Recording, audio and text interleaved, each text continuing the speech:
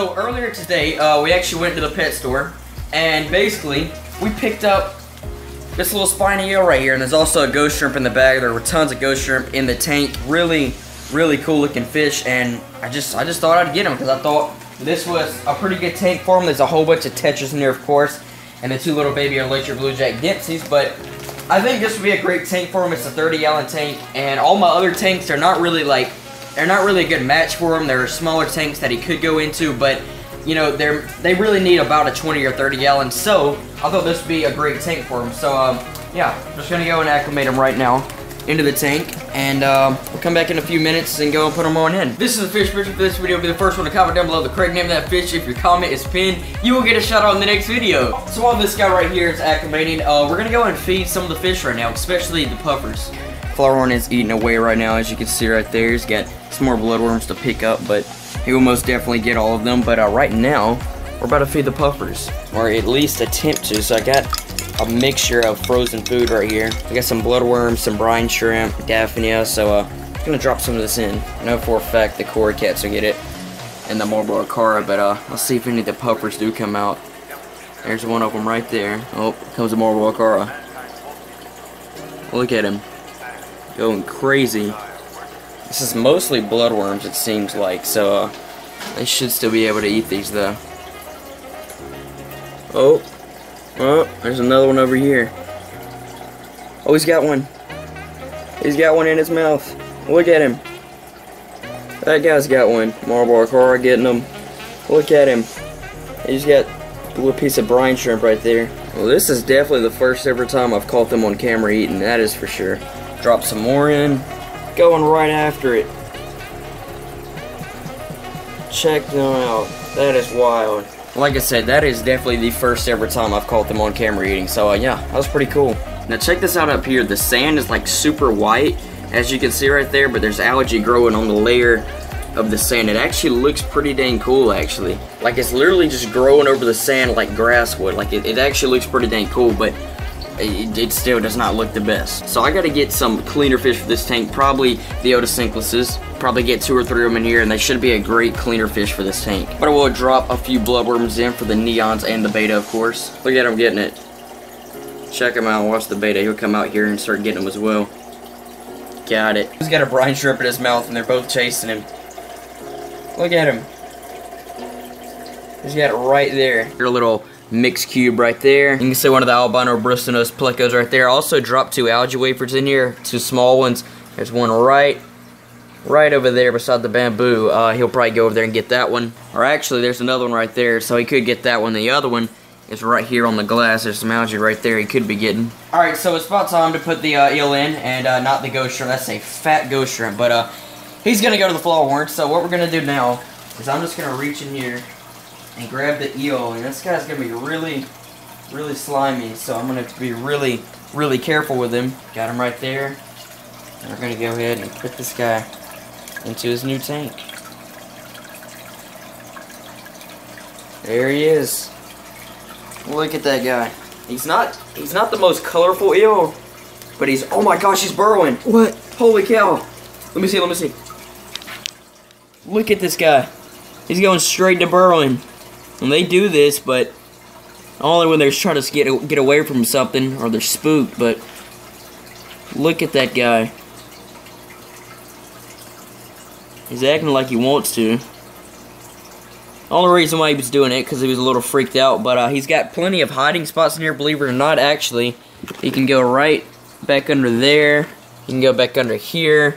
And there's actually a lot of places in between this rock right here, so I'm not really too worried about him not having that many hiding places. And, of course, once he gets more used to the tank, he won't be skittish or nothing like that. So, but yeah, check him out. I'm going to come back in a little while from now and go ahead and check on him then. Alright, so we got the ghost shrimp right here in the bag, and I'm going to go and feed this big guy. This is actually a really, really fat and huge ghost shrimp. We're going to go and feed him to the flowerhorn. Now, if you didn't see this video where we actually did feed ghost shrimp to the flowerhorn, he absolutely devoured him, so that's why I'm feeding him to him, because I know he will eat him. But if I knew he wouldn't eat him, I wouldn't. Oh,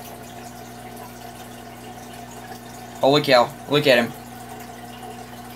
Got him. He got him. That is a freaking monster right there. Absolute monster. Now, of course, this guy's tank light is out right now, and I'm not going to replace it because, well, next video he's actually moving into his new tank. We're actually just now about to film it. We have all the stuff for it right there. So, yeah, we're about to set him up and get him into his new tank in probably a few days after we set up the tank. 2 hours later. So it has been a few hours now, and the eel is doing very well. You can see him right there. He's a lot calmer now, and he's just been checking out the tank. There he goes. Check that guy out. That is one really cool fish. You can see one of the albino bristlenose plecos back there, and there's one way over there. But yeah, that is definitely one really cool fish. Okay, so we're out here at the pool pond now, and basically, by the way, I know this is not a pool pond, like some people didn't like me saying that for some reason. It's not a pool pond, I understand that. Basically, it actually is kind of one because it's technically called a stock pond, which they use for like on farms and stuff, like horse troughs, that kind of stuff. But anyways, that's beside the point. I'm going to call it a pool pond, okay? But anyways, we're going to go ahead and move 3 big turtles in that tank right over there into this pool pond right here. We have their dock right over there. I'm probably going to get them a new one or something, but that was just what I got them from the people that gave them to me, so that's what they're going to use for now. We got the heater in there, the pump, the water is flowing, but I'm going to add more flow by putting this jet in here, and that will add like a lot more flow in here. You actually be able to see ripples in here. Alright, so actually I'm going to have to get in the pond right now to actually position this right. I didn't really think about that. I don't know why I didn't put this in here when I was first setting it up. I want to position this corner right here, and it's going to push water all the way around the pond, right back to the pump right there, so they can then easily be filtered out. We're gonna have all of our filtration and pumps and heater and all that stuff right in this one corner right here. Now I'm probably gonna block it out with like a rock or something. Just put a piece of slate up here so you can't see any of that. And set it just like that. And that should be pretty good right there. And once I'm probably about to go get a piece of slate right now and put it in here so that way, like I said, you can't see none of this. Alright, so I just plugged this up. So I'm gonna position it exactly to where it's like that. You see the big ripples that it's making? I'm going to position it just like that. And I'm going to try to have it right here. I'm probably going to have to get a rock. But that would be totally fine if I do. Alright, so we got our rock right here, and I'm going to position this exactly to where it's hiding all of this, and then kind of propping up the pump. And there we go, just like that. That's perfect. And also, the fish, when we put them in here, they can also, of course, go up under here, up under the piece of driftwood, or they can go behind this. And now, as you can tell, a few days ago, this was actually still floating up, and now it's sunk to the bottom. So yeah, that is perfect. All right, so I just took the big, holy cow, he's want to bite me. I just took the biggest turtle right out of this tank right here. He's gonna be the first one to go in here. We're gonna put him in here one by one. And yeah, we got the little basking dock right here. This right here is holding it in place, and also this little shelf, you can see that shelf right here, that is holding it down. So like when they get up here, it'll hold it down. It won't wobble or nothing like that. So that is good. But this guy's trying to bite me. He's pretty angry. So yeah, well, actually, we'll just set him up here and let him run off in. There he is. So I know I said I was going to do it one by one, but I went ahead and got the other 2 little guys right here. And yeah, we're going to let them run in on their own.